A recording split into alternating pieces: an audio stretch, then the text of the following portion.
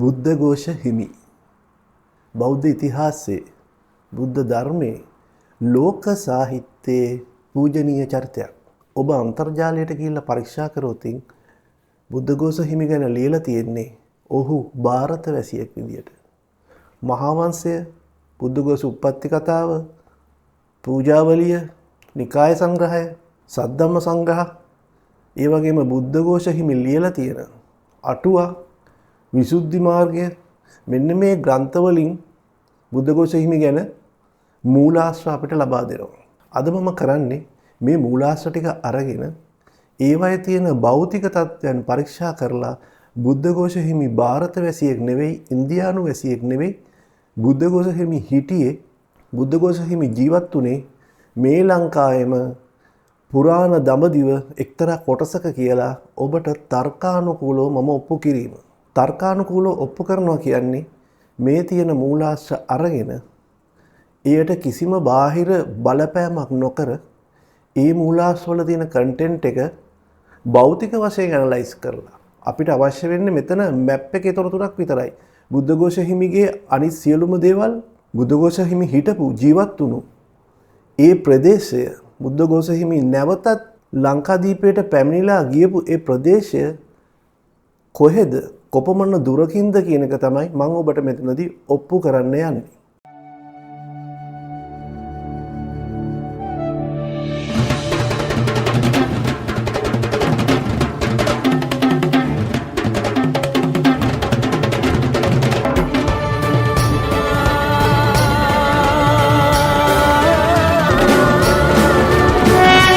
ජන්බුද්දීපය. මගේ මේ වීඩියෝ මාලාව අවුරුදු 1කමාරක් විතර නැවතිලා තිබුණා. බොහෝ දෙනා ප්‍රශ්න කරලා තිබුණා, පුද්ගලිකව පණිඩ වෙලා තිබුණා, ප්‍රසාද් කුමාර අයි මේක නවත්තලා තියෙන්නේ කියලා. ඔබ ඉතිහාස කතාව ෆේල් වෙලාද කියලා. සමහර අය අහලා තිබුණා. ඇත්තටම එහෙම එකක් නෙවෙයි සිද්ධ වුණේ. මට රැකියාවක් කරන්න අවශ්‍ය වෙනවා මම ජීවත් වෙන්න. ඒකින්ද මට විදේශගත වෙන්න සිද්ධ වුණා. මගේ රැකියාව ඉතාම කාර්යබහුලයි, ඒ වගේම වගකීම් වැඩි. ඒ වගේ අවස්ථාවක මේ වගේ දෙයක් කරන්න කන්සන්ට්‍රේට් කරන්න බෑ. රැකියාවට ගියාම පැය 24ම ඔන් ඩියුටි. ඉතින් ඒක හින්දා මගේ අධ්‍යයන කටයුතු මම නිවාඩු පාඩුවේ කරගෙන ගියාට මේ වගේ ඉදිරිපත් කිරීමක් කරන්න මට කාලය ලැබුණේ නැහැ. ඊට පස්සේ දැන් ලංකාවටත් ඇවිල්ලා මාස 6ක් විතර ගිහිල්ලා තියෙනවා. නමුත් මට තිබිච්ච මගේ ගෙදර වැඩ කටයුතු නිසා, මොකද රට යද්දී මෙතන තමන්ගේ පවුලේ, තමන්ගේ පරිසරයේ රික්තකයක් හැදෙනවා. ඒ වැඩ කටයුතු කරගෙන දැන් මේ වෙනකොට තමයි මම ටිකක් ස්ටැබිලයිස් වෙලා තියෙන්නේ වීඩියෝ පාඩම් මාලාව නැවත කරගෙන යන්න. ඒකින්ද ඔබ දිගටම රැඳී හිටින්න. දැන් ඉදිරියට මම මේ වගේ වීඩියෝස් කරගෙන යනවා. රටක ඉතිහාසය හදනවා කියන්නේ ඒ රට හදනවා කියන එක. දැන් මේ ඉතිහාස පාඩම් මාලාව වැරදිච්ච දෙයක් අපි හදනවා. ඒකෙන් මතු පරපුරට මේ රටට, මේ රටේ මිනිස්සුන්ගේ කොඳුනාරටියට ශක්තියක් දෙන්න අපි බලාපොරොත්තු වෙනවා. අපි මේ පාඩම් මාලාවෙන්ම කියන්නේ ලෝකයේම පූජනීය චරිතයක් වෙච්ච බුදුරජාණන් වහන්සේ මේ ලංකාවේ ජීවත් වුණු කෙනෙක් කියලා. මේක අපේ ජනතාවගේ අභිමානයට හේතු වෙනවා. ඉතින් අපි මේ ඉතිහාසයේ වැරදිච්ච දෙයක් හදනවා කියන්නේ අපි රට හදනවා වගේ වැඩක්. රට හැදීමට දායක වීමක්. අර කතාවක් තියෙනවනේ. එක පැත්තක රටේ සිටියම තියෙනවා, අනිත් පැත්තේ මිනිස්සෙක් ඉන්නවා. එතකොට මිනිස්සයා හැදෙන්නේ නැතුව රට හදලා වැඩක් නැහැ. ඒකින්ද ඔබත් මමත් මේ ඉතිහාස කතාව පටන් අරගෙන රට හදන්න කලින් තමන් ස්ථාවර වෙලා ඉන්න ඕනේ. තමන් රැකියාවක් කරන්න ඕනේ. තමන්ගේ ආර්ථිකය ශක්තිමත් කරගන්න ඕනේ. නැතුව ඔබට පසු කාලීනව මම මේ රට වෙනුවෙන් මෙහෙම කරා, මට සල්ලි නැහැ, මගේ account එකට සල්ලි දාන්නවා කියලා ඔබ කියන එක ගැළපෙන්නේ නැහැ. ඒක හරි නැහැ. ඒකින්ද මම ඉස්සෙල්ලම මගේ ආර්ථිකය හදාගෙන තව ජීවිත කාලය සුළු ප්‍රමාණයක් ඇති. ඒ කාලය තුලදී මේ කතාව කොහොම හරි ගොඩ දානවා. ඒ විද්‍යාත්මක පරීක්ෂණ ඔස්සේ. ඒකම සමහර අයට ප්‍රශ්නයක් වෙලා තිබුණා, දැන් මේ දවස් පහ මොනවද අපි සොයාගත්තේ අලුතෙන්, මොනවද හම්බෙච්ච මූලාශ්‍ර, මොන වගේ දේවල්ද දැන් සාකච්ඡා කරමින් යන්නේ කියලා ප්‍රශ්නයක් ඇති වෙලා තිබුණා. ඒකත් මට කීප දෙනෙක් ලියලා තිබුණා. එතන ප්‍රශ්න වෙලා තියෙන්නේ ඔබ තාම මේ මේන් ස්ට්‍රීම් එකට වැටිලා නැහැ. ඔබට මතකද මීට අවුරුදු 1කමාරකට විතර කලින් විදුර වික්‍රමනායක මහත්මයාගේ යෝජනාවක් පරිදි බුදුන් වහන්සේ ලංකාවේ කියලා විශ්වාස කරන කණ්ඩායම සංවිධානයක් පිහිටව ගන්නවා. ඒ සංවිධානයේ නම සිලෝන් හෙරිටේජ් ෆවුන්ඩේෂන්. ඒක අපි කෙටියෙන් කියන්නේ සීටේජ් කියලා. ඔබ දැන් දුරස්ත වෙලා ඉන්නේ ඔබ මේ සීටේජ් එකට සම්බන්ධ වුනේ නැති නිසා. සීටේජ් එක හැමතිස්සෙම සක්‍රියයි. සීටේජ් එක ඇතුලේ කතා බහ යනවා, වාද විවාද යනවා. සුළු සුළු ගෙදරින් පුළුවන් විදියට මීට් වෙලා අපි ඩිස්කස් කරනවා. දැන් ඔබ මෙතන වෙන්නේ මොකද්ද කියලා දන්නේ නැත්තේ ඔබ මේ සංගමයට සම්බන්ධ වුනේ නැති හින්දා. මෙම සංගමයට අදාළ සියලුම තොරතුරු සහිත වීඩියෝ එකක් මීට අවුරුදු 1කමාරකට විතර කලින් මම නිකුත් කරලා තියෙනවා. ඒකේ ඔබට පෙන්වා දෙනවා සංගමය ලියාපදිංචි කරලා තියෙන්නේ කුමන රාජ්‍ය ක්‍රමවේදයේ යටතේද, සංගමේ බලතල මොනවද, සංගමේ අරමුණ මොනවද කියලා. එම වීඩියෝ යටින්ම අපි දාලා තියෙනවා ඇප්ලිකේෂන් එක. ඔබ මේ ඇප්ලිකේෂන් එක පුරවලා අපිට එවුවහම අපේ සංගමේ සමාජිකයෙක් ඔබට කතා කරලා ඔබගේ සත්‍ය අසත්‍යතාවය තහවුරු කරගන්නවා. ඉන්පසුව අපි ඔබව WhatsApp සමූහ දෙකකට එකතු කරනවා. එකක් CTH member group එක. මෙතනදී අපි කතා කරන්නේ සංගමේ ප්‍රධාන දේවල් විතරයි. අනිත් එක CTH community group එක. මේක ඇතුලේ දවසින් දවස වාද විවාද, අලුත් කාරණා, අලුත් වීඩියෝ, අලුත් පොත්පත් සියල්ල අපි සාකච්ඡා කරනවා. මේ වෙනකොට අපි පුස්තකාලයක් හදලා තියෙනවා, ඩිජිටල් පුස්තකාලයක්. මහා වංශයේ පුස්කොළ පොත් 3ක් අපිට ලබා ගන්න පුළුවන් වුණා. ඒ වගේම පිටරට ලයිබ්‍රරි එක තියෙන වංශත්තප්පක්කාසිනිය පුස්කොළ පොතේ පිටපතකුත් අපේ මේ සමාජිකයෝ එකතු වෙලා විශාල මුදලක් වැය කරලා ඒ පුස්කොළ පොතේ පිටපතත් ලබා ගත්තා. ඒකින්ද ඔබ තාමත් බැඳුනේ නැත්තම් ආයුධම් පතක් යොමු කරන්න.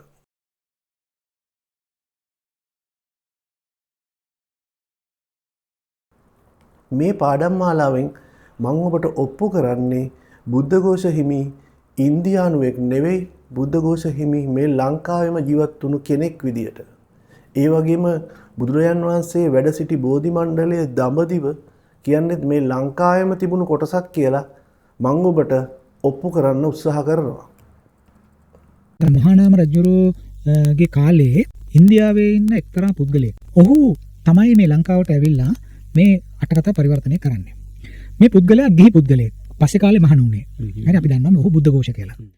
මෙතනදී ඔප්පු කරනවා කියලා මම ඔබට අදහස් කරන්නේ බුද්ධඝෝෂ හිමි ගැන සඳහන් වෙන මූලාශ්‍ර කීපයක් තියෙනවා. එයින් ප්‍රධාන එක තමයි මහා වංශය. මහා වංශය ඒ වගේම බුරුම රටින් අපිට හම්බෙනවා බුද්ධඝෝෂ උප්පත්ති කතාව. මේක ලියන්නේ මංගල කියලා ස්වාමින් වහන්සේ කෙනෙක්. උන්වහන්සේ අනුරාධපුරයට පැමිණෙන්න ඕන, පැමිණිලා හරි කොහොම හරි උන්වහන්සේ මේ කතාව ලියනවා. එතන පොඩි ප්‍රශ්නයක් තියෙනවා. මේ බුද්ධඝෝෂ උප්පත්ති කතාව තියෙන සවුන්ඩ් එක පාලි මාගධි භාෂාව, නමුත් ටෙක්ස්ට් එක ලියලා තියෙන අකුරු ඒ අකුරු බුරුම අකුරු. ඉතින් ඒක හින්දා මෙතන ටිකක් අපට දුරයි. මේ පොත දැනට මේ බුරුම පොත මාගාව නැහැ, මට හොයාගන්න බැරි වුණා. ඒක අපිට කියවන්නත් බෑ. නමුත් 1892 දී ජේම්ස් ග්‍රේ කියලා මහත්මයෙක් මේ පොත ඉංග්‍රීසියට පරිවර්තනය කරලා තියෙනවා. මේක අන්තර්ජාලයේ තියෙනවා, ඔබටත් ලබා ගන්න පුළුවන්.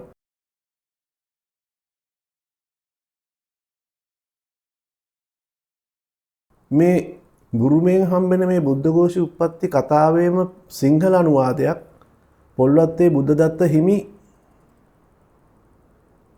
උන්වහන්සේගේ පාලි සාහිත්‍ය කියන පොතට ඇතුළත් කරලා තියෙනවා. එතන හරියටම පැහැදිලි වෙන්නේ නැහැ උන්වහන්සේ ගත්තේ මේ ජේම්ස් ග්‍රේගේ පොතෙන්ද නැත්නම් අර මුල් පිටපත් වලින්ද කියලා. ජේම්ස් ග්‍රේ කියන්නේ Tamanට පිටපත් තුනක් හම්බුණා කියලා. එකක් රැංගුන් විහාරය ආශ්‍රිතව තියෙන පුස්තකාලයක, ඒ වගේම ස්වේදගොන් චෛත්‍ය ආශ්‍රිතව තියෙන පුස්තකාලයක, සහ තවත් බර්නාඩ් කලෙක්ෂන් කියලා තැනක තිබිලා ඔහුට මේ පිටපත් තුනක් හම්බෙලා තියෙනවා.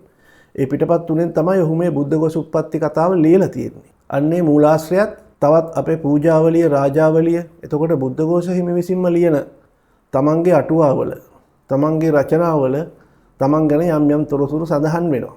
ඒකින්ද මේ තොරතුරු වලින් පිටට තියෙන වෙනත් තොරතුරු අරගෙන නෙවෙයි මම කතා කරන්නේ. බුද්ධඝෝෂ හිමි ගැන ලියවිලා තියෙන්නේ කොතනද? ලියවිලා තියෙන මූලාශ්‍ර අනුව තමයි ඒ තියෙන මායිම ඇතුළේ ඉඳන් තමයි මම ඔබට ඔප්පු කරන්න යන්නේ බුද්ධඝෝෂ හිමි ජීවත් වෙච්ච දඹදිව ඉන්දියාව නෙවෙයි මේ ලංකාව බවට.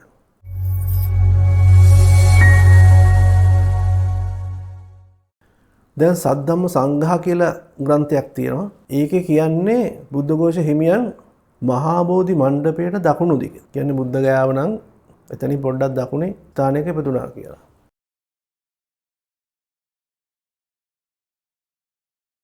ඔබ මහා වංශය ඩවුන්ලෝඩ් කරගන්න. ඒකේ 37 වෙනි පරිච්ඡේදයේ තියෙනවා.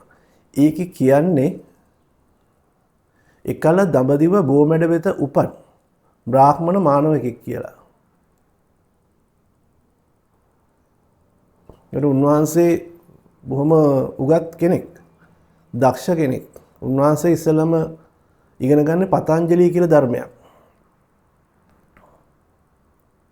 ඊට පස්සේ උන්වහන්සේ එක්තරා ආශ්‍රමයකට බෞද්ධ ආශ්‍රමයකට පැමිණෙනවා දඹදිව තියෙන.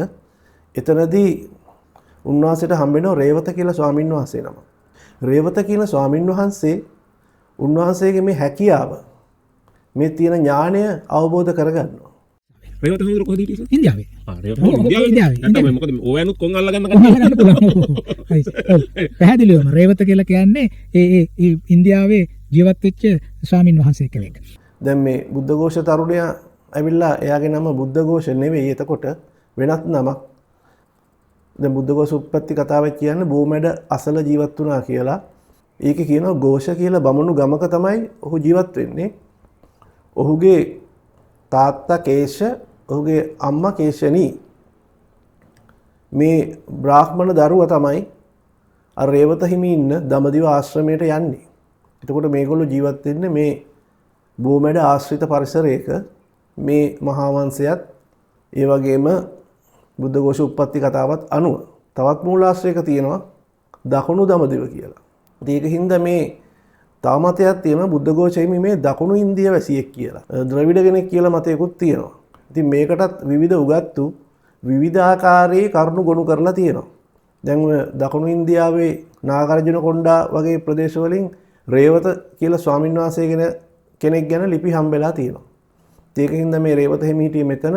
ඒක හින්දා බුද්ධඝෝෂ හිමි දකුණු ඉන්දිය වැසියෙක්, දඹදිව වැසියෙක්, දකුණු දඹදිව වැසියෙක් කියන වචනය දාලා තියෙනවා. ඉතින් කොහොම වුණත් අපි යමු මූලාශ්‍රය. මූලාශ්‍රය එතකොට කියන්නේ මහා වංශය කියන්නේ එකල දඹදිව බෝමැඩ වෙත උපන් බ්‍රාහ්මණ මානවකයෙක් කියලා. දැන් මහා වංශය කියන පරිදි ඔහුගේ කටහඬ බුදුන්ට සමානයි කියලා පසු කාලීනව මේ බුද්ධ ධර්මයට ඇතුළු වුණාට පස්සේ සමානයි කියන හේතුව නිසා තමයි බුද්ධඝෝෂ කියලා නම දැම්මා කියලා කියන්නේ. එතකොට ഘോഷ කියන්නේ යාගේ ගමේ නම, බුද්ධ කියන එක බුදුරජාණන් වහන්සේගේ නමෙන් අරගෙන තියෙනවා.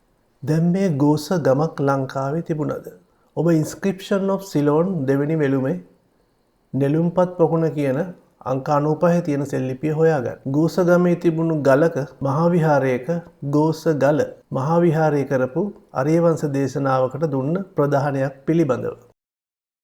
දැන් අපි බුද්ධඝෝෂ උත්පත්ති කතාවට ගියොත් එහෙම මේකේ තියෙනවා ටිකක් මිත්‍යා කොටසක්. මෙතනදී ජේෂ්ඨ ස්වාමින් වහන්සේ කෙනෙකුට අවශ්‍ය වෙනවා හෙලාටුවාවල පිටපත් ලබා ගන්න. දැන් මෙතන ප්‍රශ්නයක් තියෙනවා. මේ බුද්ධඝෝෂ හිමිගේ ඩියුටිය තමයි ලංකාදීපයට යෑම සහ ලංකාදීපයේ තියෙන හෙළ අටුවා සිංහල අක්ෂරයෙන් කරපු හෙළ අටුවාවල මාගදී වර්ෂන් එකක් ලබා ගැනීම. දැන් ඔබට ප්‍රශ්නයක් එයි බුදුරජාන් වහන්සේ වැඩ සිටි දඹදිවත් මේ ලංකාවේ නම් බෝමැඩ මොහු ජීවත් වෙච්ච බෝගස. ඒ කියන්නේ අපි දැන් සම්මත කරලා තියෙන්නේ උතුරු ඉන්දියාවේ බුද්ධ ගයාව කියලානේ. නෑ ඒක මේ ලංකාවේ නම් ඇයි මේ භාෂා දෙකක් කියලා. දැන් මෙතන මෙහෙමයි අපි පහදන්නේ. අපිට දැනටත් භාෂා දෙකක් තියෙනවානේ. අපි බුද්ධ ධර්මයේ ත්‍රිපිටකය මේ අටුවාව ඔක්කොම තියෙන අපේ pāli භාෂාවෙන්. ඒක අපේ ලිඛිත භාෂාව, ඒක උගතුන්ගේ භාෂාව. ඒ වගේම හෙළ අටුවා දැන් අභාවයටපත් වෙලා තියෙනවා. ඒවා තියෙන්නේ අපි මේ කතා කරන මේ සිංහල භාෂාවෙන්. අපි මේ අද ගෙදර කතා කරන භාෂාව තියෙනවානේ. ඒක සිංහල භාෂාව. අරකත් සිංහල භාෂාවෙම මුල් වර්ෂන් එකක්, පිරිසුදු වර්ෂන් එකක්. pāli කියන්නේ, මාගදී කියන්නේ. එතකොට දැන් මේ ලංකාව කියන ප්‍රදේශය තුල ලංකාව කියන්නේ ඒ කාලය තුලදී විජයගේ කාලයේදී නගරයක්නේ. මේ නගරය තමයි විකාශන වෙලා අද මේ මුළු රටම බවට පත් වෙලා තියෙන්නේ. නමුත් ඒ කාලය තුලදී මේ කුඩා නගරය මිහිඳු හාමුදුරුව වෙන කොටක් තිබුණේ දිස්ත්‍රික්කයක් ලෙස. මේ රටේ පැරණි භාෂාවල් රාශියක් තිබුණා. මේ භාෂාවල් වල මූල පාදම එකයි, නමුත් ලෝකලි වෙනස්. දැන් අපි දකුණේ කතා කරන්නේ මක්කටයි කියලානේ. එතකොට මේ 1900 ගණන් වලදී බැලුවාම මේ රටේ භාෂාව ගොඩක් වෙනස්. අනුරාධපුරයේ පැත්තට එක භාෂාවක්, දකුණේ එක භාෂාවක්. දැන් ඔබ දැකලා තියෙන්නේ අම්බලන්ගොඩ පැතිවල අය කතා කරන්නේ වෙනස් විදියකට. මේ භාෂාවේ මූලික හරය එකයි, නමුත් මේ ඇක්සන්ට් එක වෙනස්, සමහර වචන වෙනස්.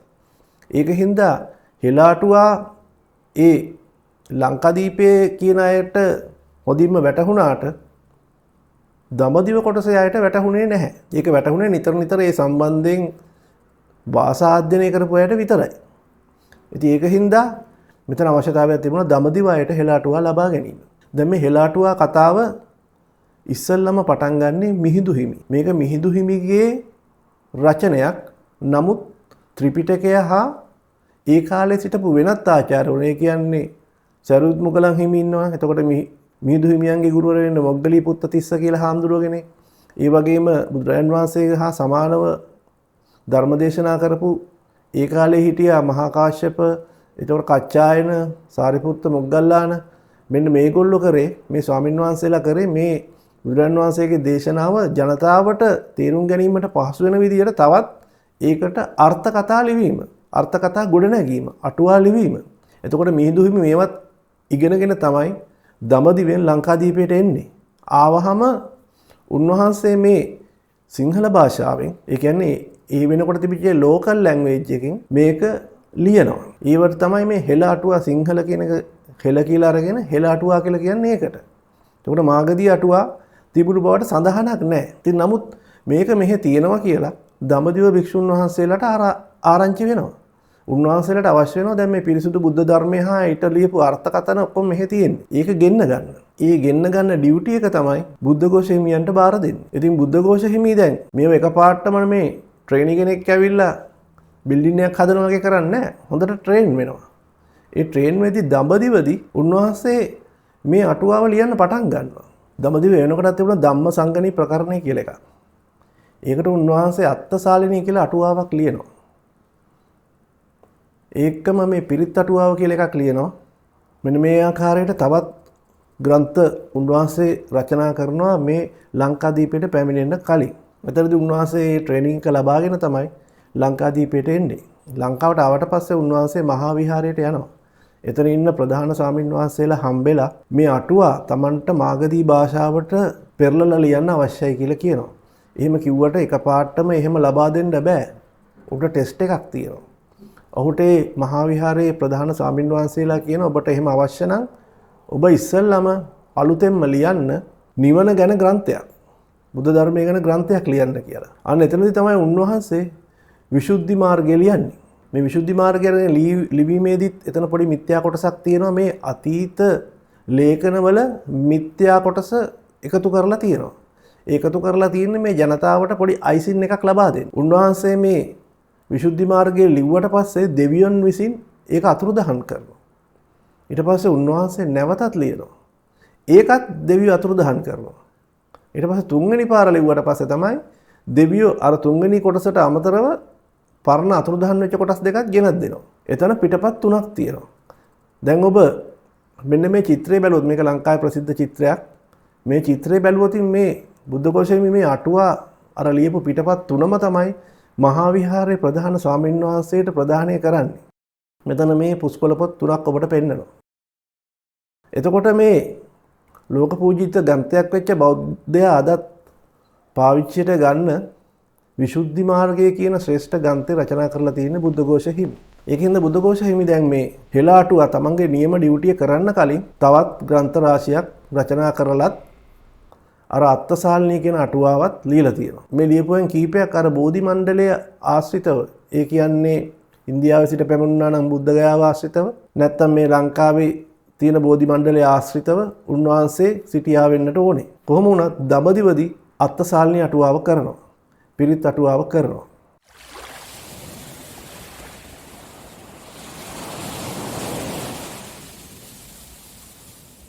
දැන් අපි යමු මේ කතාවේ භෞතික පැත්තට. බුද්ධඝෝෂ හිමි දඹදිවදී නගිනවා මර්චන්ට් ෂිප් එකකට.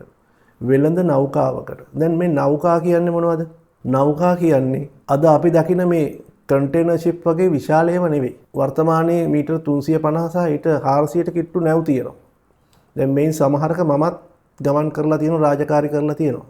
මේ වගේ විශාල නැව් තමයි අපිට මේ නැවකින් ආව කිව්වම එකපාරටම ඔලුවට යන්නේ. මොකද අපි හැමතිස්සෙම දකින්නේ වර්තමානයේ. නමුත් අපේ හිත අපි අතීතයට ෆෝමැට් කරගන්න ඕන.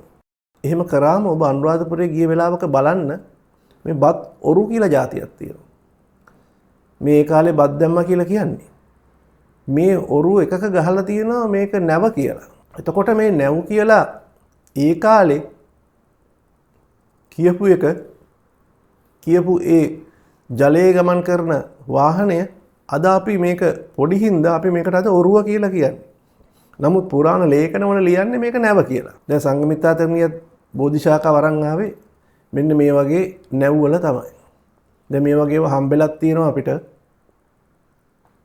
ඔබ රත්නපුරේ කෞතුකාගාරයට ගියොත් මෙන්න මේකක් බලා ගන්න පුළුවන්.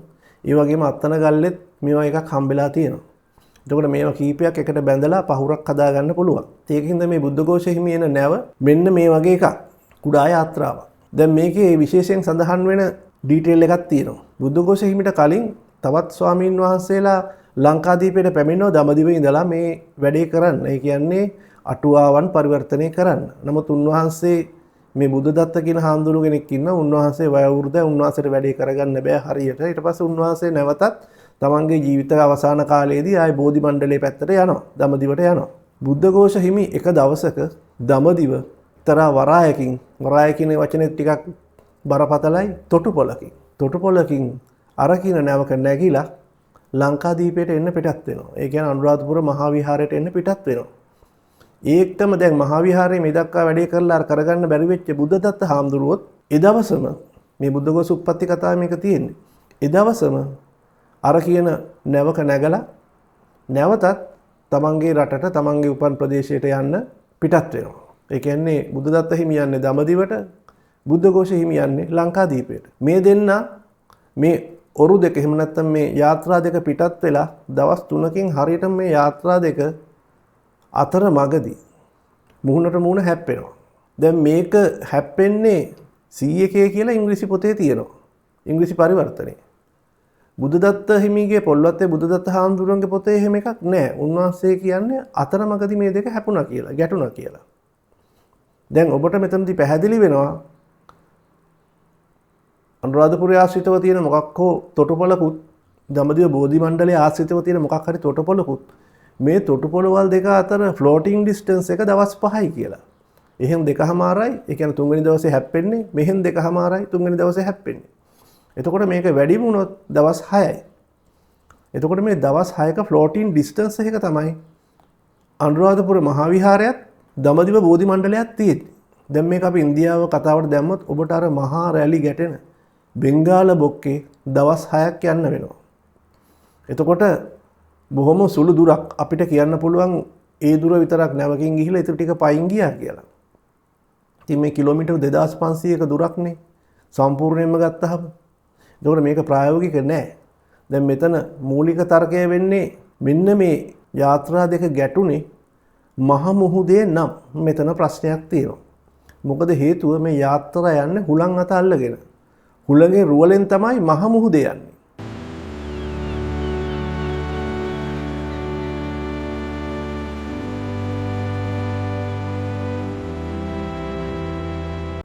නමුත් මේවා අභ්‍යන්තර ජලාශයක ගියා නම් අභ්‍යන්තරව ගියා නම් මෙන්න මේ වගේ අර උණ බම්බු ගහලා තල්ලු කරගෙන තමයි යන්නේ.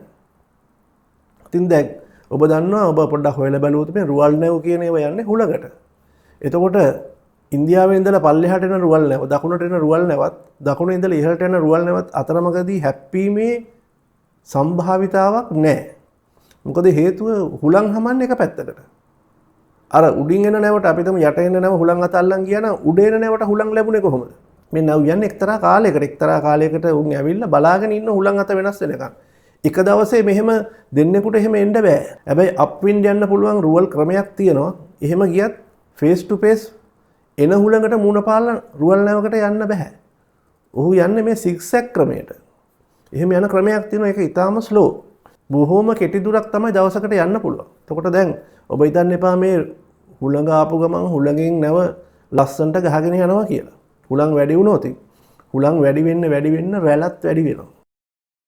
රළ වැඩි වෙන්න මුහුදේ අර ජලය කියන එක දැන් මේ අපිට පේන එක නෙවෙයි. ඔබ දන්නවනේ ඔබ මූදායිනට ගියාට පස්සේ අර මාළු බෝට්ටු නැති වෙලා ඇති වෙනවා. ඒ වගේ විශාල වලවල් ජලයේ හැදෙනවා.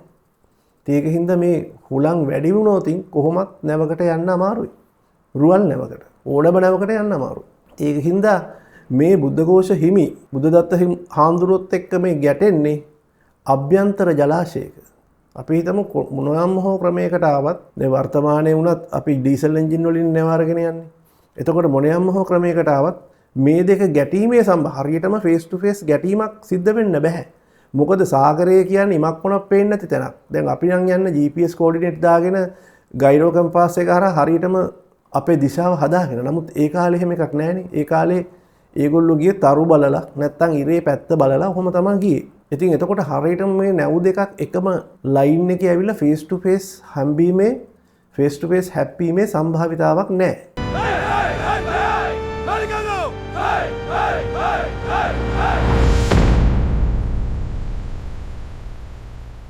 මේ සිද්ධ වෙලා තියෙන්නේ අභ්‍යන්තර ජලාශයක ගමනක්.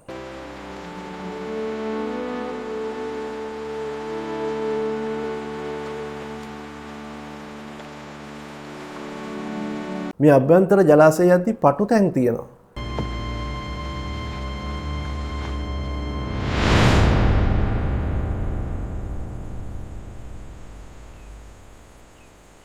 දැන් මේ ලංකාවේ අභ්‍යන්තර ජලාශ තිබුණද? ඔව් එහෙම තිබුණා. මේක විශාල වාරි සිස්ටම් එකක්. මේ ගැන විශේෂ හෙළිදරව්වක් කරනවා පොළොන්නරුව ඉන්දික මානවඩු. ඔහු හම්බෙලා මම කරපු වැඩසටහනක් තියෙනවා. ඔබ දැන් මෙතනින් එහාට මේක බලනවා නම් ඉස්සෙල්ලම මේක බලන්න. දැන් මගේ වැඩසටහන ඉතාලම දිගයි. ඉතින් කරන්න දෙයක් නැහැ. මේක හරියට කරන්න ඕනේ. දැන් මේක වඩ කරන්න ගියම මටත් අමතක වෙනවා. ඒකින්ද ඔබ මේ ලංකාවේ අභ්‍යන්තර ජලාශ සම්බන්ධයෙන් දැනගන්න කැමති නම් මේ පරාක්‍රම සමුද්‍රයේ තාක්ෂණය කියලා මම කරලා තියෙන වීඩියෝ බලන්න. එතකොට මේ රටේ විශාල වශයෙන් දවස් ගණන් යන්න පුළුවන් අභ්‍යන්තර ජල මාර්ග තිබුණා. මේ අභ්‍යන්තර ජල මාර්ග හිටපු ගමන් නැවකට මේ අභ්‍යන්තර ජල මාර්ග ටිකක් දුර ඇලවල් වලින් යනවා. නැවතත් ආයි විශාල වැවකට ඕපන් වෙනවා. ආයි පටු තැනකින් යනවා. ආයි වැවකට ඕපන් වෙනවා. මෙහෙම තමයි තිබුණේ. එතකොට ඔබ මේක සොයලා බැලුවොතින් දැන් ඔබ මිනින්දෝරුවෙක් නම් ඔබ මේව දන්නවා. දැන් මිනින්දෝරුව මහත්වරු මට කියලා තියෙනවා මේ යෝධයාල කියන එක ඔය දැන් වර්තමානයේ කියනක විතරක් නෙවෙයි. මේ ලංකාවේ හැමතැනම යෝධයාල කියලා මිනිස්සු කියපු ඇලවල් තියෙනවා. ඒක ඔක්කොම ගොඩ වෙලා තියෙන්නේ. දැන් ওই හිරිවඩුන්න සමීපේනුත් ඒ වගේ යෝධයාලක් තියෙනවා. ඉතින් දැන් මට මේක සර්ච් කරාම මට පේනවා මේ ලංකාව වටේම කඳුකරේ වටේම මේ සම්බන්ධ වෙච්ච දැන් ඔය අපි මේ කුඹුරු කියලා හිතාගෙන ඉන්න සමහර ඒවා මේවා ඇත්තටම ජලාශය. දැන් ත්‍රිකුණාමලයේ ඔය පරාක්‍රම සමුද්‍රය කියන එකත් එක්ක සම්බන්ධ වෙච්ච තව ජලාශය දිමුලාගල කන්ද මේක වටේටම තිබිලා තියෙනවා ජලාශයක් ඇල මාර්ගයක්. එතකොට දිමුලාගලෙන් ඊට පස්සේ මහාවැලි ගඟ තරණය කරලා අම්පාර පැත්තට දක්වා මේ ඇල මාර්ගය තිබිලා තියෙනවා. අම්පාර පැත්තෙන් මේක කැරකිලා ඇවිල්ලා තියෙනවා දකුණට. යාල පැත්තට. එතකොට මේ පොඩි ලයින් වලින් කනෙක්ට් වෙලා මේක තියෙන්නේ. එතකොට අර පැත්තෙන් කුරුණෑගල පැත්තට කණ්ඩලම පැත්ත ඒවත් තියෙනවා ජලාශ ගොඩක්. ඒ ජලාශත් ඔක්කොම සම්බන්ධ වෙලා කුරුණෑගල පැත්තට ඇවිල්ලා මේ ගම්පහ දිස්ත්‍රික්කයේ ආසන්නයට මේ ඇල මාර්ග තිබිලා තියෙනවා. ඒ සමහර විට බැරි තැනුත් ඇති. නමුත් මේ ඇල පද්ධතියක් තිබුණා. ඒක තමයි මේ රජ කෙනෙක් දැන් ඔබ දන්නවා මගධය කියලා සෙල්ලිපියක් හම්බ වෙනවනේ ඔය සෝමාවතිය අසල එරික්සෝන් ගලගාව. එතන මගධය කියලා ලියන එක සෙන්රත් පරණවිතාන දෙගම කියලා වැරදියට කියවනවා. දැන් මම කියන්නේ ඒකටත් මම වීඩියෝ එකක් කරා ඔබ ඒකත් බලන්න. එතනත් ඒ රජුරුව මේ ඇලක් කරලා තියෙන්නේ. දැන් වර්තමාන ජනාධිපති කෙනෙක් හරි ඇමති කෙනෙක් හරි මාර්ගයක් කරලා බෝඩ් එක හරිනවනේ. නමුත් ඒ කාලේ මේ සිස්ටම් එක බින්දෙන්න කලින් ඒ කාලේ මේගොල්ලෝ ඇලවල් තමයි කරලා තියෙන්නේ. මේ අඩි කියන වචනේ මේ ඇලවල් කරපු බෝඩ් තමයි හැමතැනම තියෙන්නේ. ඉතින් අයි එහෙම ඇලවල් කරේ. මේක මහා මාර්ගයක්. මේ මහා මාර්ගයේ හරිම ලේසි ඝර්ෂණය නැහැ. ආයි පාර කඩනම හදන්න ඕනේ නැහැ. රෝද ඕනේ නැහැ. සත්තු භාවිතා කරන්න ඕනේ නැහැ. ඉතින් අර කඳුකරයට යද්දි තමයි කරත්ත පාවිච්චි කරලා තියෙන්නේ. ඒකින්ද මේ බුද්ධඝෝෂයේ මේ පැමිණෙන්නේ අභ්‍යන්තර ඇල මාර්ගයකින් කියලා ඔබට පැහැදිලි වෙයි. ඔබට සිතා ගන්න පුළුවන් වෙනවා මේක භෞතිකව දැම්මට පස්සේ. දැන් ඊළඟට බුද්ධඝෝෂයේ මේ ඇවිල්ලා තොටුපළක ඉන්නවා. මේකත් සී පෝට් එකක් නෙවෙයි. මේක අභ්‍යන්තර ජලාශයක හෝ ඇල මාර්ගයක තියෙන තොටුපළක්. මම කොහොමද ඒක ඔබට ඔප්පු කරන්නේ? මේ තොටුපළ ගාවට එනවා කාන්තාවන් දෙන්නේ. සේවිකාවන් කියලා කියන්නේ මේගොල්ලෝ මේ වතුර ගෙනියන්නේ ඉන්නේ. පැන්තොට. එතකොට ඔබ හිතනවද බුද්ධඝෝෂයේ මීටපු වරාය දැන් ඔය ත්‍රිකුණාමලේ වරාය හරි මොකක් හරි කලපුවක් හරි නම් එහෙම නැත්නම් වරායක් නම් සීපෝට් එකක් නම් මේකට කලාරං කාන්තාව වෙනවද වතුර ගෙනියන්න? මුහුදු වතුර. නෑ මේක පිරිසිදු වතුර තියෙන අභ්‍යන්තර ජලාශයක් හෝ ඇල මාර්ගයක්.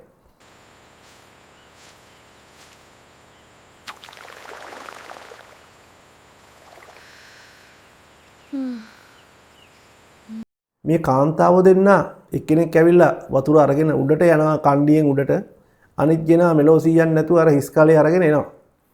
ඇවිල්ලා දෙන්න හැප්පිලා කල බින්දෙනවා. එතනදී ඒගොල්ලෝ රණ්ඩුව පටන් ගන්නවා. මේ රණ්ඩුව පටන් ගනිද්දි බුද්ධඝෝෂ හිමි තමයි අසල ඉන්නේ.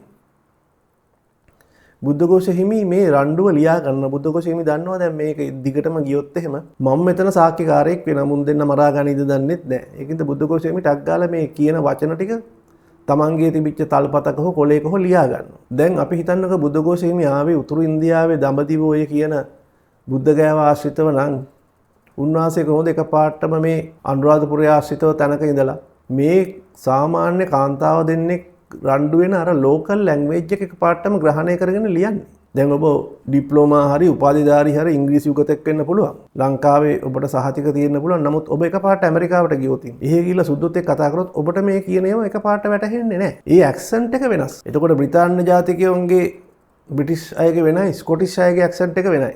ඒ වගේ ඔබ දැන් මේ චීන මිනිස්සෙක් එක්ක ඉංග්‍රීසියෙන් කතා කරොත් එහෙම මේ මිනිස්සයා කියන්නේ ඔබට වැටහෙන්න සෑහෙන වෙලාවක් යනවා. ඉතින් ඒකින්ද මේ බුද්ධඝෝෂ හිමි එච්චර දුර නම් කොහොමද මේ කාන්තාව දෙන්නෙක් දැන් බුද්ධඝෝෂ හිමි ඉගෙන ගන්න නැහැ මේ කතා කරන භාෂාව. ඉගෙන ගන්නව නම් ලියන භාෂාවනේ ඉගෙන ගන්න. ඒක කොහොමද මේ ගමේ ගොඩේ කාන්තාව දෙන්නෙක්ගේ මේ ලිඳ ළඟ ෆයිට් එකක් රෙකෝඩ් කරගන්න. ඒකට උන්වහන්සේ එකම ලෑන්ඩ් එක එකම ආසන්නයේ භාවිතා වෙන භාෂාවකින් ආව කියන එක තමයි මෙතනදී පෙන්눔 කරන්නේ.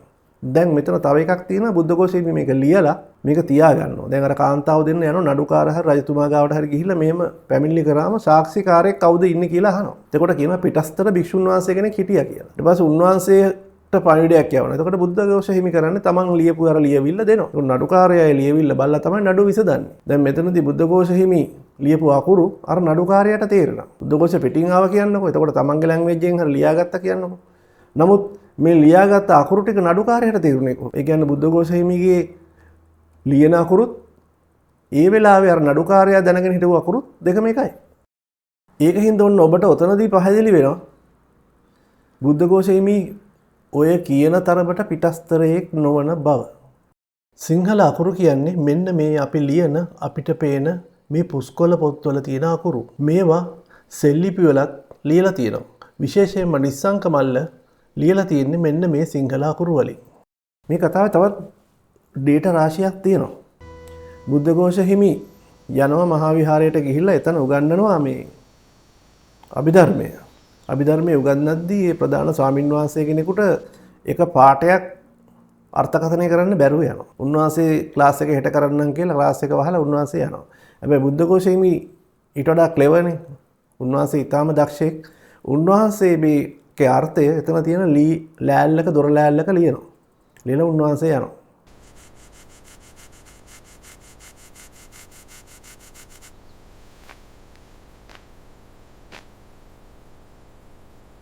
ඊට පස්සේ අහනවා ආන්දුරු ආයේ ලොකු ආන්දුරු ඇවිල්ලා අහනවා කවුද මේක මේ ලියලා තියෙන්නේ කියලා. එතකොට කියනවා මේ අපි නම් නෙමෙයි ස්වාමීන් වහන්සේ අර පිටස්තර භික්ෂුව වෙන්න නැති ලියන්නේ කියලා.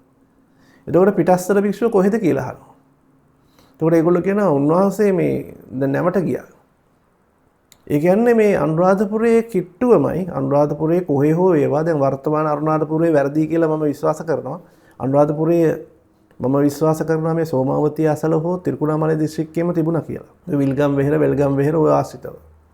එතකොට කොහොම හරි මේ මහා විහාරය කියන එක තිබුණු පරිසරයේ නිකන් වැඩ ඇරලා ගෙදර ගිහිල්ලා එන්න පුළුවන් තැනක තමයි මේ තොටුපොළ තියෙන්නේ. ඒකයි බුද්ධඝෝෂ හිමි මෙතනදී තොටුපොළට යන්නේ ආයේ. තොටුපොළේ උන්වහන්සේ ඒ ආපු නැවක් ආශ්‍රිතව වෙලෙන්දොත් එක්ක තමයි ජීවත් වෙලා මම හිතන්නේ වෙලෙන්දන්ගේ කැම බීමම අනුභව කරලා ඒ සෙට් එකත් එක්ක ඉන්නේ.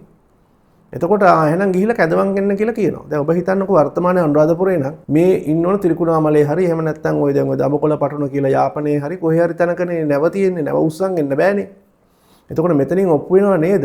මේ හිටියේ අභ්‍යන්තර ජලමාර්ගයක කියලා. කොහොමද නැත්තම් මේ දවසෙන් ගිහිල්ලා එක්කන් එන්නේ? බුද්ධඝෝෂ හිමි හැමදාම මේ ක්ලාස් එක කරලා ගෙදර යනවා වගේ දවස් 5ක් විතර මුදු තටාකයකට ඇවිදගෙන යන්න වෙනවා අනුරාධපුරේ ඉඳලා.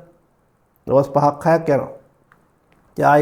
ආයි ක්ලාස් එකට එන්න තව දවස් 5ක් යනවා. ඒ කියන්නේ බුද්ධඝෝෂ හිමි හිටපු මේ තොටුපොළත් මේ නැවත් තිබුණේ අභ්‍යන්තර ජලාශයක. දැන් ඔබට හොඳටම පැහැදිලි වෙනවා ඇති මේ කරුණු හරියටම විශ්ලේෂණය කරාම මේ බුද්ධඝෝෂ හිමි එන්නේ දවස් 5ක පාවෙන දුරේ.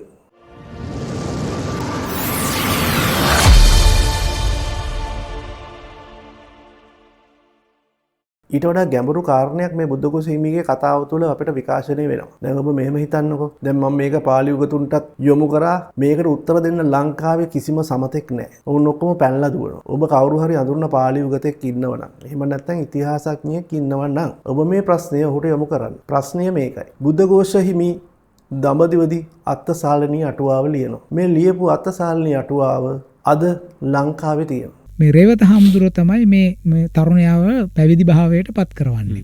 පැවිදි භාවයට පත් කරාට පස්සේ ඔහු බුද්ධ ධර්මය පිළිබඳ අනර්ග කෘතියක් කරනවා. ඔය ධම්මසංගණී කියන කෘතියට අටුවාවක් ලියනවා. ඒ අටුවාව අදත් අපිට බලන්න පුළුවන්. අත්තසාලිනී කියලා නම් කරලා තියෙන අටුවාව ධම්මසංගණීයට කරපු අටුවාව. අත්තසාලිනී අටුවාව ලියලා තියෙන්නේ පාලියෙන් අකුරු සිංහල. එතකොට බුද්ධඝෝෂ හිමි හිටිය දඹදිව බුද්ධ ගයාව නම් ඇයි මේ සිංහල අකුරු වලින් ලියන්නේ? බුද්ධඝෝෂ හිමි කරපු දැන් ලිස්ට් එක ඔබ දන්නවනේ. දැන් බුද්ධඝෝෂ හිමි අර ත්‍රිපිටකයේ තියෙන කරුණු වලට හෙළ අටුවාවෙන් කොපි කරගත්ත මිහිඳු හාමුදුරුවෝ අනුරාධපුරයේදී ලියපු හෙළ අටුවාව ට්‍රාන්ස්ලේට් කරද්දී ඒ කරපු ලේඛන රාශියක් තියෙනවා.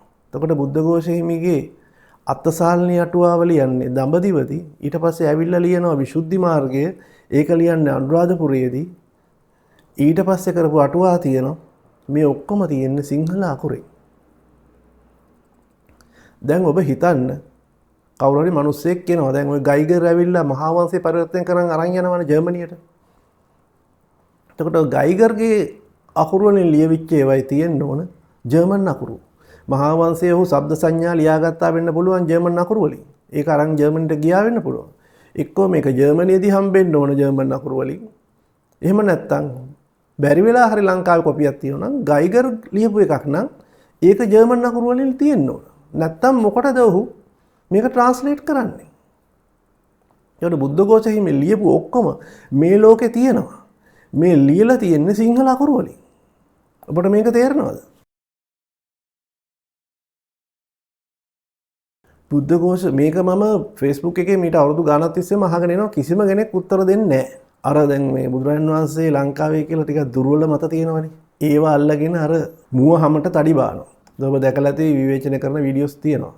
කවුරුවත් මේන් ස්ට්‍රීම් එකට කතා කරන්නේ නැහැ. කතා කරමන් අහු වෙනවා, හිර වෙනවා. පාලි උගත්තු පැනලා දුවනවා.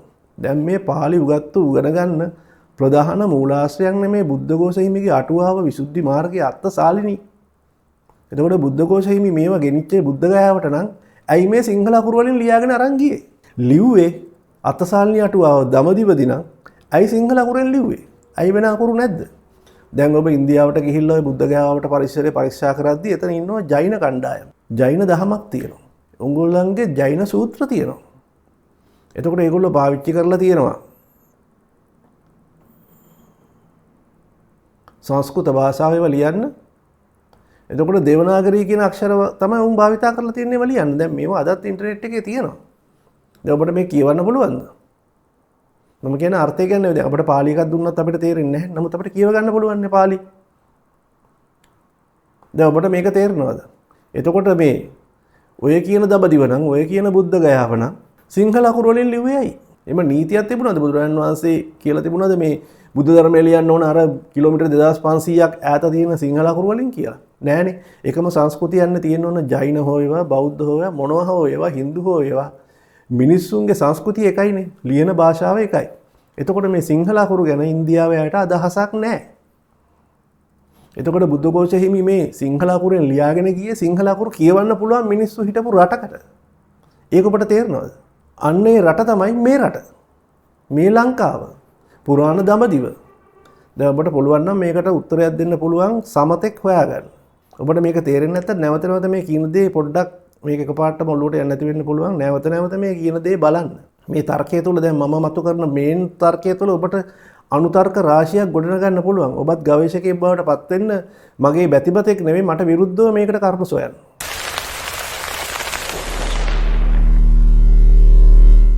අර හොරපොල් කඩන්න කියන කියපු කෙනා කියන තනකොළ කපන්න ගහට ගියා කියලා. ඒ වගේ ඉතින් ලංකාවේ පාලි උගතුන් එතකොට ඉතිහාස උගතුන් දැන් හිර වෙලා ඉන්නේ. ඒකද මොකක් හරි එකක් මේකට කියයි. දැන් බුද්ධඝෝෂ හිමිගේ කාර්යය පැහැදිලිනේ. ආවේ ට්‍රාන්ස්ලේට් කරන්න ට්‍රාන්ස්ලේට් කරලා අරන් ගියේ ඒ තමන්ගේ රටේ අකුරු වලින් ලියන්න ඕනේ. තමන්ගේ රටේ අකුරු සිංහල අකුරු. එතකොට සිංහල අකුරු උතුරු ඉන්දියාවේ පාවිච්චි කරපු බවට කිසිම සහතිකයක් නැහැ. කිසිම සඳහනක් නැහැ. එතකොට සිංහල අකුරු උතුරු ඉන්දියාවේ පාවිච්චි කරන කිලෝමීටර් 2500ක් මේ රටේ සිංහල අකුරු පාවිච්චි කරන්නයි මේ දෙකම හරියටම සමගාමී වෙන්නයි කිසිම සම්භාවිතාවක් නැහැ. එතකොට මේකෙන් පැහැදිලිව ඔප්පු වෙනවා බුද්ධඝෝෂ කියන්නේ සිංහල අකුරු තමන්ගේ ගමේ ලියපු තමන්ගේ ප්‍රදේශයේ ලියපු කෙනෙක් කියලා. නැත්තම් ඔබ ඉන්දියාවේ සංස්කෘත වලින් හෝ දේවනාගරි වලින් ලියපු මේ අටුවා හොයාගන්න. එතකොට තමයි ඔබට මාව පරාජය කරන්න පුළුවන්. එහෙම නැත්තම් ඔබ හින්දි අටුවාවක් ඉන්දියාවෙන් හොයාගන්න. මේක හොයාගන්න බැරි නම් අනිවාර්යයෙන්ම ඔබට පිළිගන්න සිද්ධ වෙනවා මේ බුද්ධඝෝෂ කතාව ඇතුලේ තියෙන්නේ බුදුරජාණන් වහන්සේ උපන් දඹදිව ලංකාවයි කියන එක.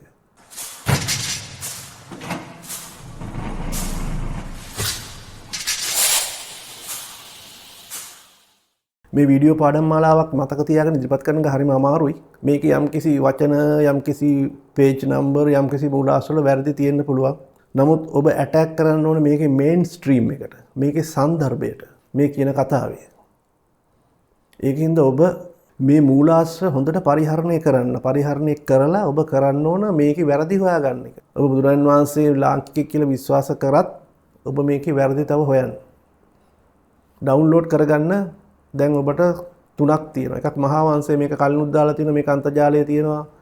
බුදුදත්ත හිමිගේ පාලි සාහිත්‍ය, පොල්වත්තේ බුදුදත්ත හාමුදුරුවන්ගේ පාලි සාහිත්‍ය පොත ඒක ඔබ ඩවුන්ලෝඩ් කරගන්න. දැන් ජේම්ස් ග්‍රේගේ පොතත් ඔබ ඩවුන්ලෝඩ් කරගන්න.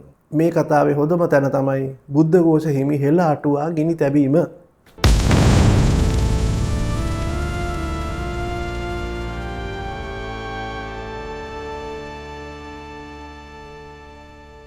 දැන් මේ හෙළ අටුවා ගිනි තැබුවා කියලා අපිට මතයක් තියෙනවනේ, අපි දන්නවනේ, අහලා තියෙනවනේ. මේක එන්නේ කොහෙන්ද? මේක එන්නේ පොල්වත්තේ බුද්ධදත්ත හාමුදුරුවන්ගේ මේ පොතේ.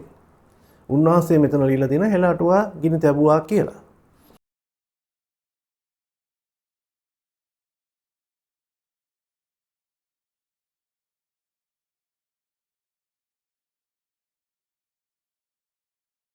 එතකොට බුද්ධඝෝෂ උප්පත්ති කතාවේ ට්‍රාන්ස්ලේෂන් එකෙත් මේක තියෙනවා.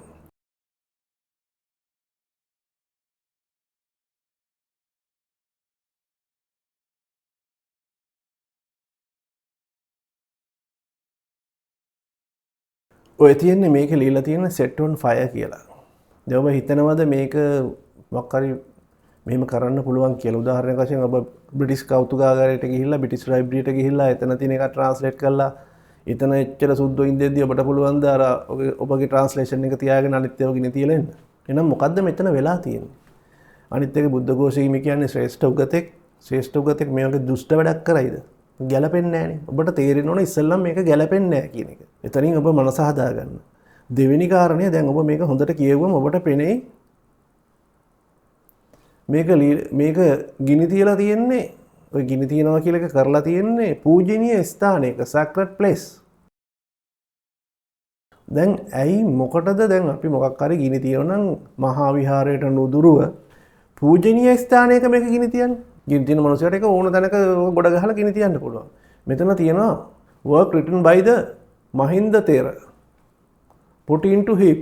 ඒ කියන්නේ මේක ගොඩ ගහලා Works written by the Thera Mahinda put into a heap in a sacred place near the Great Pagoda and set on fire. It is said that all the books written by the Thera in the Sinhalese language were equal in height to 7 elephants. මහා ස්තූපයට කිට්ටු තැනක set on fire. අයි මේ උතුම් ස්ථානයක මේක ගිනි තියන්නේ. දැන් මෙතන තියෙන්නේ මේ පරිවර්තන දෝෂයක්. එක්ක මහා මංගල හිමි වරද්දනවා, අර බුරුම හිමි මේක වරද්දනවා, එක්ක බුරුම හිමි හරියට ලියනවා. දැන් ඔබ දන්නවනේ මේ පුස්කොළ පොත් කාලයක් යද්දි නැවත රීරයිටින් කරන්න ඕනේ. අවුරුදු 500යි වයස තියෙන. ඒක හින්දා මේක කවුරු හරි මේ චේන් එකේ කෙනෙක් මේක වරද්දනවා. මෙතන මේ ගිනිබත් කියන එක නෙවෙයි තියෙන්නේ ගිනිපත් කියන එක. ගිනිපත් කියන එක ඇවිල්ලා ගිනුම්පත් තැම්පත්. එතකොට මේ ඇත්තු 7 දෙනෙක් හදලා මේක එක්තරා තැනක චෛත්‍යයක් ඇතුලේ හෝ තැනක තැම්පත් කරනවා. තමන්ගේ මේ උතුම් ලේඛන ටික තැම්පත් කරලා ඒවට බැඳලා ඒවට ගෞරව දක්වනවා. අර මේ ගිනිපත් දැන් ඔබ ගිනුම්පත් කියලා ওই බැංකුවේ ඔබ දාන්නේ accounts.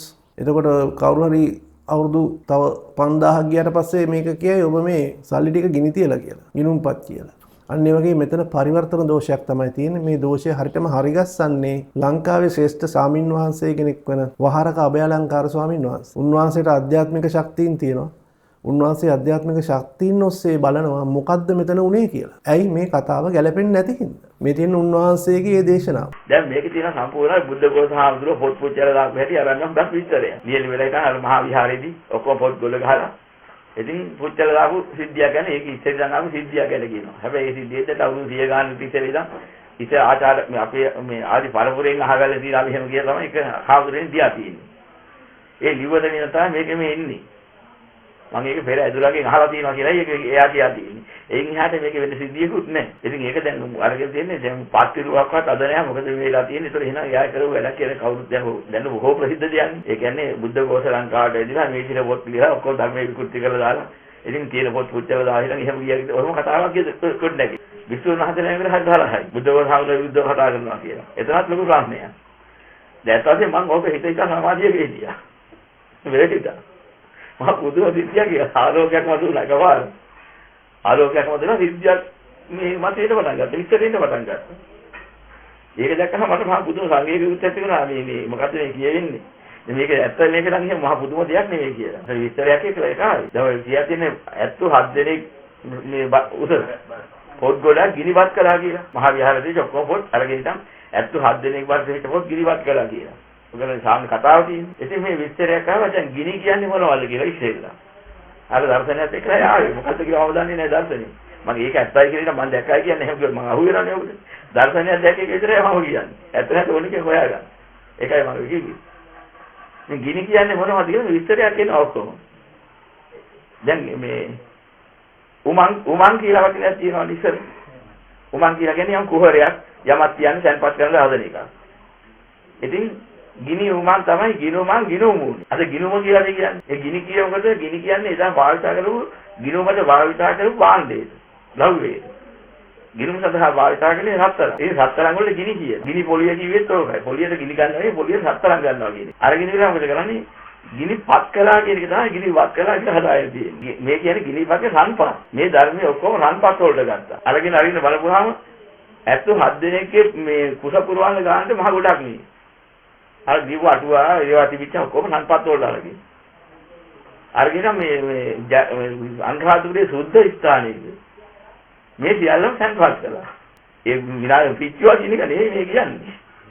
ගිනිපත් කරලා කියන්නේ මේක බෝපත් හැදුවේ. සන් බෝපත්. සන් බෝපත් වල බෝපතේ ලිව්වා. එදා තියෙන අකුරු වලින්. ඔය තිබිච්ච මුළු සූත්‍ර පිටකේ විනය පිටකේ ඔක්කොම විස්තර ලියලා. අර අටුවා ලියලා සම්පූර්ණ කරපුවාම 77 දෙනෙක් පුරවන්නේ ගොඩක්. ඊට පස්සේ ස්වර්ණ කියලා කියන්නේ සුවර්ණ කියලා කියන්නේ රත්තරන් වලට. ඒ කියන්නේ උපලාපු රත්තරන් වල සුවර්ණ කියන්නේ. ඊට පස්සේ මේකෙන් හැදුවා ඔය මේ අර අලියා කියලා කියන්නේ දැන් ගෙදරකට කියනවානේ අපි එහෙම මේ යම් කිසි ගෙදර ඉන්න පිරිසට අරුම්. උන්ගේ මහා එක. ඒක ලොකු එක්කලාට කියන්නේ. මෙන්න මේ අලින්ගේ මහා අලියා කියන්නේ ඇතා.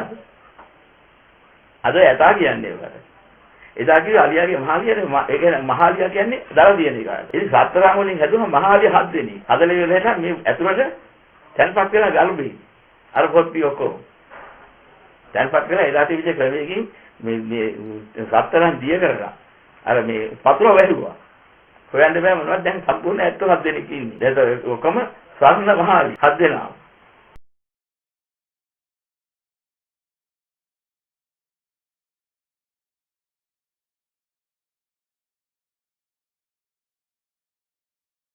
ගාවේ ප්ලේලිස්ට් තියෙනවා. එතකොට එක එක ප්ලේලිස්ට් එකේ තියෙන එක එක ක්ෂේත්‍ර. දැන් මේ ඔබ බලන්නේ මේ ඉතිහාසය කියන ක්ෂේත්‍රය යටතේ තියෙන YouTube පාඩම් මාලාවක්. ඒ වගේම මගේ සංගීතයට උනන්දු හින්දා මම සංගීතයට අදාළව ගීත ගායනා කරපුවා තියෙනවා. ඒක වෙනම ප්ලේලිස්ට් එකක්. එතකොට තාක්ෂණයට අදාළව ටෙක්නොලොජි වලට වෙනම ප්ලේලිස්ට් එකක් තියෙනවා. තව එතකොට ට්‍රැවල්, ඩොකියුමන්ට්, ස්වාභාවික පරිසරය, සමහර විට දේශපාලනය ඒවට අදාළ වෙනම ප්ලේලිස්ට් තියෙනවා. එතකොට ඔබ මේක සබ්ස්ක්‍රයිබ් කරොත් එහෙම ඔබට වදයක් වෙන්න පුළුවන්. මම අර ගීතයක් ගානා කරලා දාපු ගමන් ඒක ඔබට හැමතිස්සෙම YouTube එක පෙන්වන්න උත්සාහ කරනවා. ඒකින්ද ඔබට හොඳම ක්‍රමය වෙන්නේ ඔබ නිවාඩු පාඩුවේ ඔබට පැයක් විතර කාලයක් තියෙන වෙලාවට මේ වීඩියෝ එකින් එක බලන එක.